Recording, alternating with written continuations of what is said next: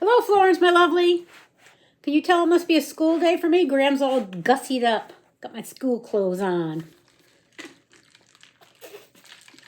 A sip of water. A sip of my other drink. Okay, let's get back to it. Permission to come aboard, Captain. Permission granted. Uncle Maelstrom had been writing his memoir for as long as Shenanigan could remember. She'd been allowed to peek just once, and even then only at the first page. It began, as the pickle barrel bobbed in the warm waters of the Caribbean Sea, I thought that, perhaps, my father had been right, and 8 was too young to leave the island. But by that point my fate, like the lid of the pickle barrel, was sealed. It was entirely possible he hadn't written further. Maelstrom worked among teetering stacks of books, maps, and papers, and since these piles shifted position daily, it was often hard for visitors to find him in all the mess. Shenanigan wound through the maze, trying to follow her uncle's voice.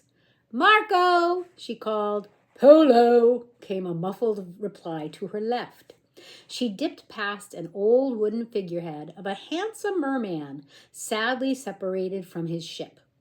Every time she went into Maelstrom's room, she found something new to fascinate her. Old wheels and riggings, pipes and paintings, statues and souvenirs of a life at sea. Maelstrom's chief fascination was globes, of which he had dozens. Shenanigan had fond memories of sitting on top of these when she was much, much smaller, being spun around and round the world until she was dizzy. "Amelia!" she called. "Earhart!" to her right this time. Shenanigan secretly hoped Maelstrom had been a pirate. If the Navy or the Armada or whoever was in charge of policing the sea ever came to arrest him, they would flee together in the middle of the night, steal a boat at the nearest port, and spend their days sailing the high seas, even if that meant living off ship's biscuits, which Shenanigan had read usually had weevils in them. Maelstrom had her complete loyalty because he never told her to be good. Instead, he told her wild blue tales of misadventures, and she loved him dearly. "Alaudo!" she called, or "Alauda." "Equino!" just ahead. I'm not sure what those two words mean. Shenanigan rounded the last tower of papers and finally reached the man at the center of the maze. He was at his desk, a vast oak vessel shaped like the prow of a ship. "What ho, skipper?" greeted Maelstrom. It was a lively-sounding voice from a tired-looking person. It was hard to tell, but the hammock in the corner looked as if it had not been slept in. "Any news?" Shenanigan couldn't bring herself to say her aunt's name. Her uncle shook his head, woeful beneath his cloud of hair. "No change. Cook said I was hovering and sent me to bed," he said sheepishly. He looked Shenanigan over, as if he was worried she was hurting somewhere he couldn't see. "Are you all right?" "I'm fine." Shenanigan pushed down her worry and pulled out her map. "Uncle, take a look at this." Uncle Maelstrom was the one who taught Shenanigan cartography, an excellent pastime for a young lady, or a young man, come to think of it, and as such was the only person allowed to see her map. That's the study of maps is cartography. He picked up a pair of spectacles and peered at her latest work. "The ground floor looks finished, and you've made real progress with the first and second. I'd have said that this was an impossible task, but you're an impossible person, so I should have known you'd manage." Shenanigan glowed. "It's true, I'm brilliant, but look what I found." She pointed to the large red question mark and told him about the painting that looked like a wall and what little investigation she'd been able to do. Uncle Maelstrom sat in his chair and looked very grave, until Shenanigan told him how she had seen Aunt Inheritance sneak in there 2 nights before. Then one of his mighty eyebrows shot up. "Does anybody else know about this?" he asked. No, that's why I came to you. I couldn't stake the room out last night, and now I've got a murder to solve, so we're going to have to break down the door and see what she's hiding. What if it's something to do with the treasure? She hopped excitedly. You showed me how to make the map in the first place, so if what's inside helps us find Vile's hoard, I'll split it with you, 70-30. But only you. Uncle Maelstrom looked at the map for another few minutes, but it seemed to Shenanigan as if he was staring through it at an invisible horizon, or at least one she was not permitted to see. Shenanigan, I need you to make me a promise, a sailor's promise, which is definitely a real and serious thing.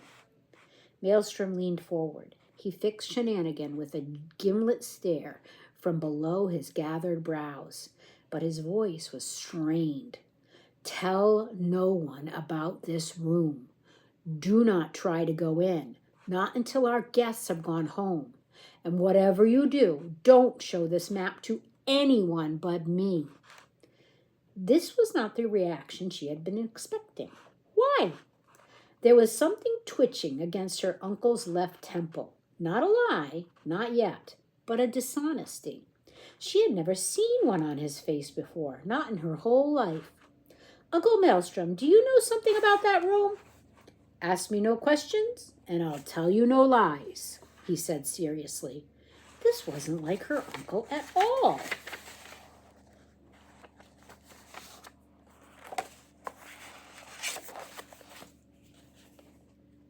I didn't picture Maelstrom that way. I like it, though. That is a busy room. Lots going on there. But if Aunt Inheritance is hiding something, Aunt Inheritance is the archivist. She acts in the best interest of the family, and we should leave her to it. But, Shenanigan, her uncle's face was pained, I'm asking you, as my niece, friend, and crewmate, it hurts my heart, but we have to be, he shuddered, sensible. No, I'm afraid so. Do we have an accord? Shenanigan hesitated. Aye, she said at last. She held out her hand, but Maelstrom chuckled softly. Nice try. Spit first. A dry handshake isn't much of a sailor's promise. Ugh. I don't think I would like shaking somebody's hand who had just spit into it. Ugh. Shenanigan had told Phenomena and Earth she'd meet them at breakfast. When she entered the dining room, Phenomena was sitting upright and snoring with a spoonful of porridge halfway to her mouth, while Earth stared at her in fascination. Today, their jumper was striped yellow and black, a wasp, Shenanigan guessed, or a hornet. Shenanigan prodded Phenomena in the back, and she opened her eyes and continued eating as if she hadn't fallen asleep. Ah, you're here, good. Why is this porridge cold? Phenomena had dark smudges under her eyes, but her gaze was sharp. She had been busy. Her new notebook was, by her bowl, open to a small diagram of the crime scene. There was also a crude drawing of a man in a big hat looking the wrong way through a telescope. Next to that was a fresh flask of solution, and the vial with the speck she had picked up the night before. Have you been at it all night, looking at dirt? Asked Shenanigan. No. Phenomena picked up the vial. I was hoping it would be dirt, as then we could analyze the mineral composition of the soil and pinpoint where it came from. But I ran my tests, and it turns out that this small bit is a small bit of dried fruit of the plant coffee arabica. Not sure. Arabic coffee, Arabica. Which is a coffee bean. Phenomena grinned. Gosh, murder is fun. Of course, it's terrible for Aunt Schadenfreude is hurt, and everyone's so upset, but I so rarely get to do anything interesting. Phenomena's excitement made Shenanigan feel better about her own. Glancing around the room, she noted that the news of an attempted murder hadn't dampened the mood much. The grimmest faces belonged to Candor, tiredly working his way through his cereal at the end of the table, Daisy picking solemnly at her pastry, and Inheritance, who kept reflexively shooting glances at Earth as if wondering worried that they might have choked on their toast in the 30 seconds since she last checked. Opposite them, Pamplemousse was telling a rude joke, and Fortissimo was trying to keep little Finicky's hands out of his porridge. It was all quite normal. Irv slid over Phenomena's notebook and wrote down Uncle Ferrier, the lady in the pelican hat, Candor, and Daisy on their copy of Aunt Inheritance's timetable. Everyone's getting ready for advanced charades right now, said Irv, so it might be a good time to check out alibis. Gran won't let me out of her sight, but she's too distracted organizing the game to keep a close eye. I should be able to talk to a few people. Perfect, said Phenomena, but it didn't sound perfect to Shenanigan. She looked at Irv's timetable, she had already lost hers, and saw that at 2 p.m. there was a performance of the play Vile's sister, Cantrip, had written, The Tragical Life of Gramercy and Vile. Shenanigan might have promised not to investigate Inheritance's room, but Maelstrom had said nothing about looking for Vile's hoard.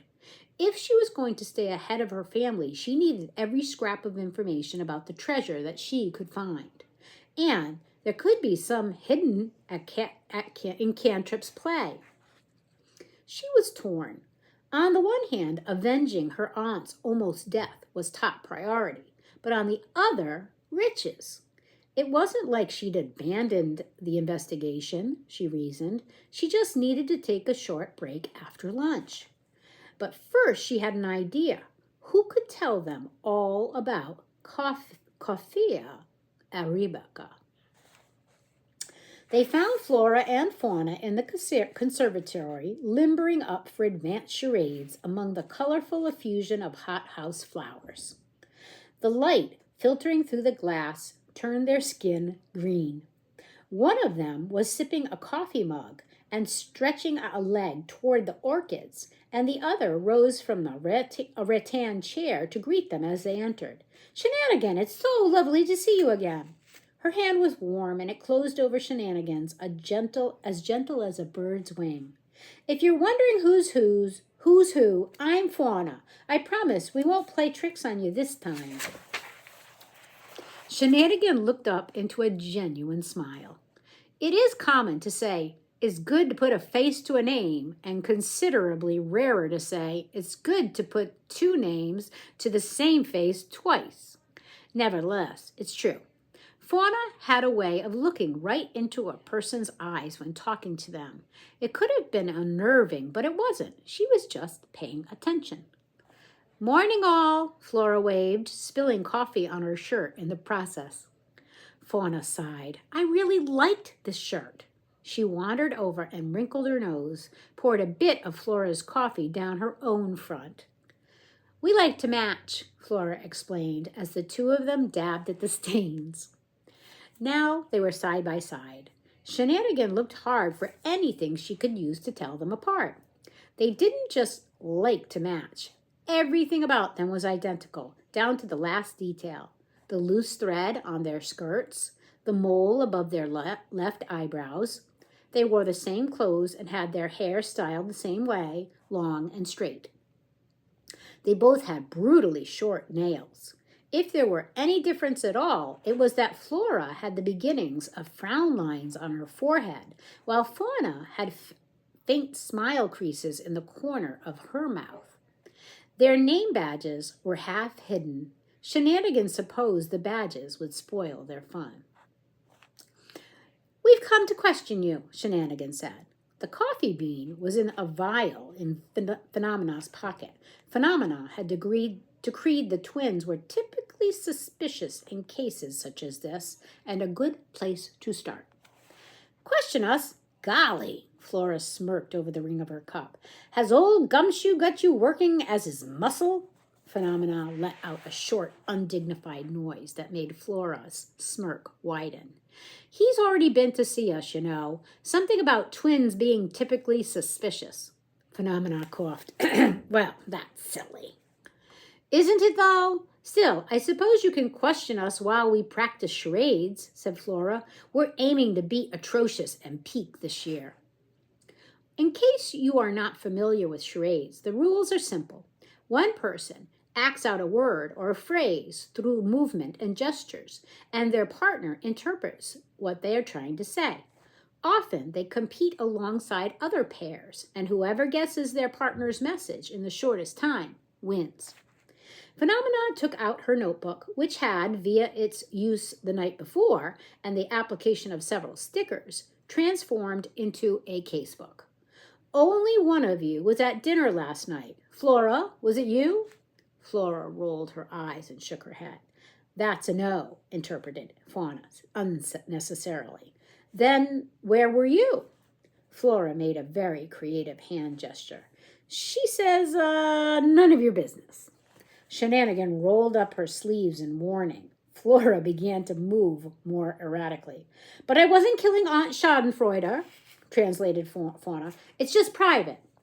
Phenomena raised a questioning eyebrow at Shenanigan. What Flora was doing wasn't charades, of which half the fun was watching someone struggle to act out a word like notwithstanding. Nor was it sign language, which had established rules and vocabulary and is used in various forms all over the world. It was more like interpretive dance, designed for only one person to interpret. There they are. They do look rather identical. But then the timetable did say advanced charades. It was typical of the Swifts to take a game and make it several times more complicated. It was much harder to spot lies when someone was moving rather than speaking. Shenanigan shrugged helplessly at Phenomena, who flipped to a new page. Can you think of any people who would want to hurt our aunt? Flora snorted. Tons. Aunt Schadenfreude had many enemies, and she deserved most of them. Flora, that's not very nice. She made a lot of people angry. Because she was matriarch? Flora wobbled on one leg, nodded, and only managed to stay just upright. Yes, plenty of people weren't happy with her decisions or with the way she settled grievances. She once had someone resolve their argument through crocodile. Sorry, Fauna corrected as Flora made a slightly different snapping motion with her hand. Through alligator wrestling. That was the kind of person she is. She likes to watch people suffer. Shenanigan thought back to the German to English dictionary. Her aunt could be very strict, but Shenanigan had never thought of her as cruel. Fauna apparently agreed. That's just not true. Flora had a grudge against her because we stayed here one summer and she made us eat peas. Flora gave up flapping her arms about. We hate peas, she said crossly. No, you hate peas. I quite like them. Flora folded her arms. Listen, the point is you will never meet anyone more iron-willed, iron-hearted, or ironclad as our iron-necked aunt. And if someone wanted to bend her out of shape a little, well, I can understand that. Can you? Asked Shenanigan. Before Flora could explain or respond, the blare of a car horn cut her off. Complications was not the name of a Swift, but it was, nevertheless, an unwelcome guest. All right. That's a perfect end of that chapter, so we'll end there. Kisses until we read again. I love you.